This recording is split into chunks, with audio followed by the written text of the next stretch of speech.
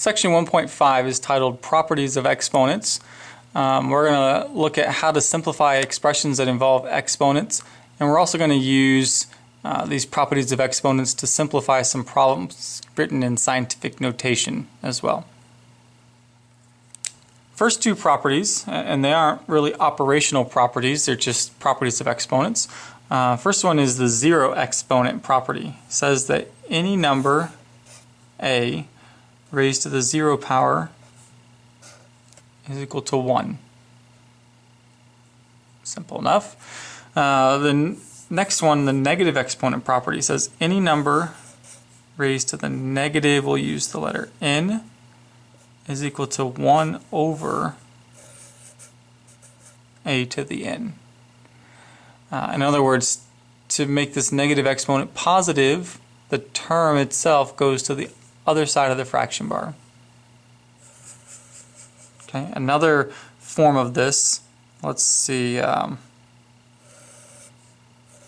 choose a over b to the negative n is the same as b over a to the positive n. So again, we take negative exponents from negative to positive if we essentially just flip from numerator and denominator of the fraction. And once that flipping is done, just like over here or here, the exponent becomes positive. Let's do a couple examples of the negative exponent rule. 4 to the negative second power is the same as 1 over 4 to the positive second power. So we essentially just make a fraction out of this, move this to the denominator of the fraction, and when done the exponent becomes positive. Well, then we can evaluate that and we get 1 over 16. 1/16 is the answer. The other problem, 2/3 raised to the negative third power, is the same as 3/2 raised to the positive third. Again, when the numbers flip to the opposite side of the fraction bar, the sign of the exponent flips from negative to positive. So we just cube the top number, cube the bottom number, we get 27/8. Now I want to look at 5 extra properties that are more operational based properties. They tell us how we can combine exponents correctly. First one says product of powers. So let's say we have a to the m times a to the n. That's the same as a to the m plus n. Okay, so when we are multiplying product, we add exponents to simplify. Notice that the a and the a are the same. The bases have to match here. Okay, these have to be the same number or the same variable. Okay, next one, quotient of powers. If we have a to the m divided by a to the n, that is a to the m minus n. And just essentially it's the opposite of this one. Up here when we multiplied we added exponents, so here when we divide we subtract exponents. The last one is the power of a power. If we have a raised to the m raised to the n, that would be a raised to the m times n. So when we have a power raised to a power, the exponents multiply together. Okay, so when I say these are kind of operational properties, it tells us what operation is used to combine exponents in certain situations. Here. These final two properties are mostly almost like common sense properties. I think most students would do them anyway, even if I didn't write them down, would do them correctly anyway.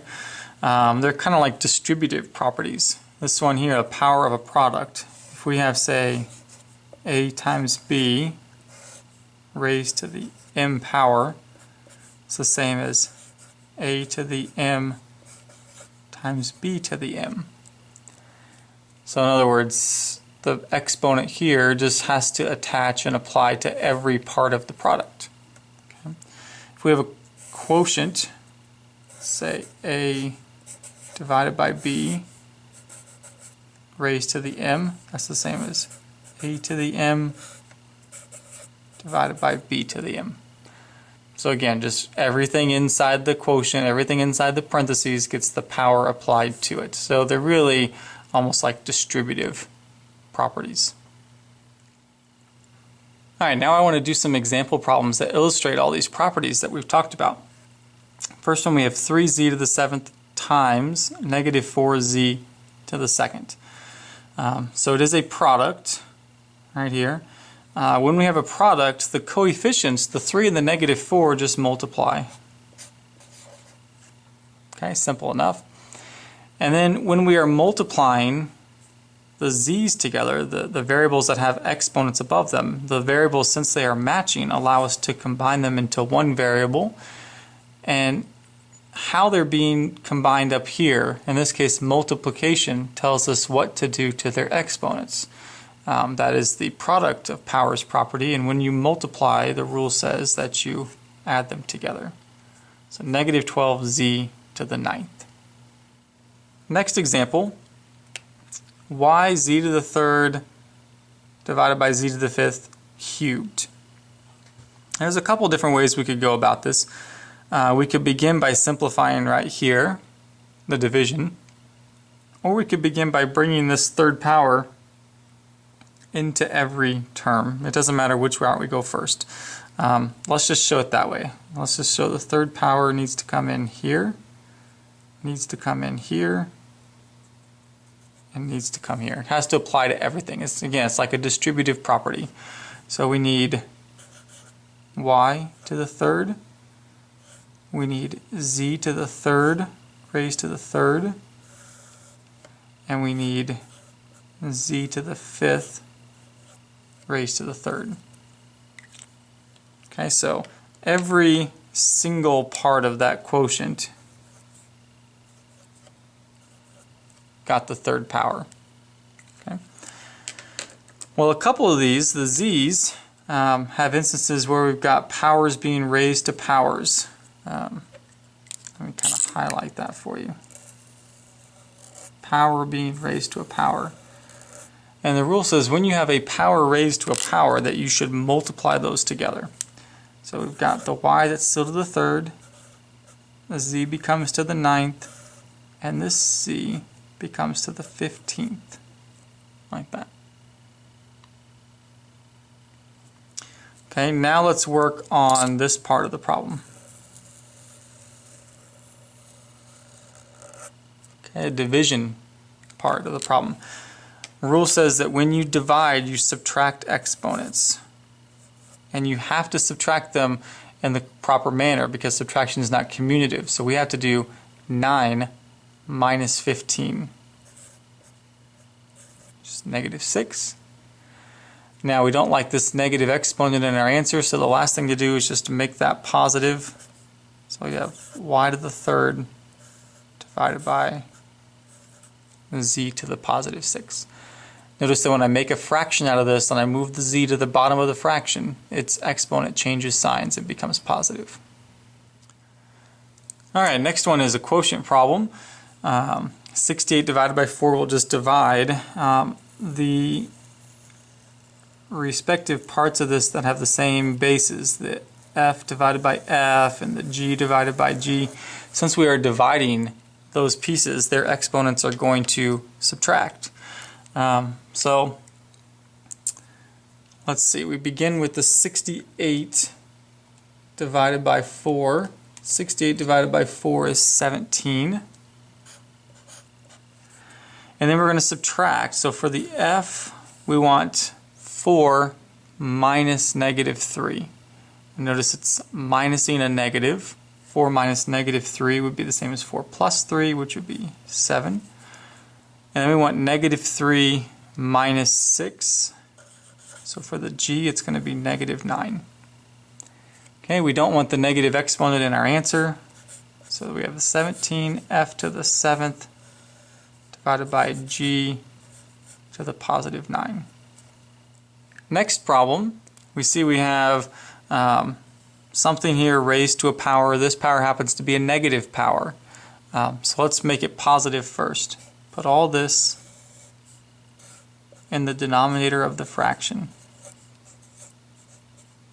That negative 2 power then becomes positive 2 power. Now the rule says that this positive 2 power needs to distribute to every term inside the parentheses. Okay, so I'm going to do negative 4 quantity squared. Negative 4 squared is 16. I'm going to skip the steps here just to speed it up. When I have a power here that gets raised to a power, I multiply. So when I bring this 2 in, it's going to multiply to that power. I'm going to get a to the 6th. And when I have b to the 7th squared, I'm going to multiply those and get b to the 14th. And that's finished. Example 5 is very similar to example 3. It's a division problem. I'm going to divide 16 divided by 2 is 8. And then on the p's, I'm going to subtract their powers. Negative 2 minus negative 5 is 3. And for the q's, negative 3 minus negative 4 is 1. So just be q to the first. Just be q. That's finished. One step. The next one, I don't think we'll be so lucky as far as one step goes. If I look and scan over this problem, we see this g to the 0. We haven't seen the 0 property in a problem yet. But g to the 0 is just 1. And this stuff times 1 is just this stuff here. So really this g to the 0, it doesn't really need to be there. Okay? It doesn't matter. Okay? Let's begin by fixing this part here. That part has a negative exponent. Let's make it positive. Okay, so we've got the 7g squared h cubed. I'm going to divide it by this stuff. Negative 2h to the 5th. And that power negative 2 becomes positive 2. Okay, so I'm going to keep the 7g squared h cubed. We're going to simplify this down here by bringing the 2 in. So negative 2 squared is 4. H to the 5th squared is h to the 10th. Okay. Well, now we're going to simplify what we can. 7 divided by 4 doesn't reduce, so it's just going to stay like that. G squared is going to stay because it's the only g, and the h's have to be subtracted. 3 minus 10 is negative 7. Now we've got this negative 7 exponent, so it needs to go down to the denominator, so we end up with 7g squared over 4 h to the 7th.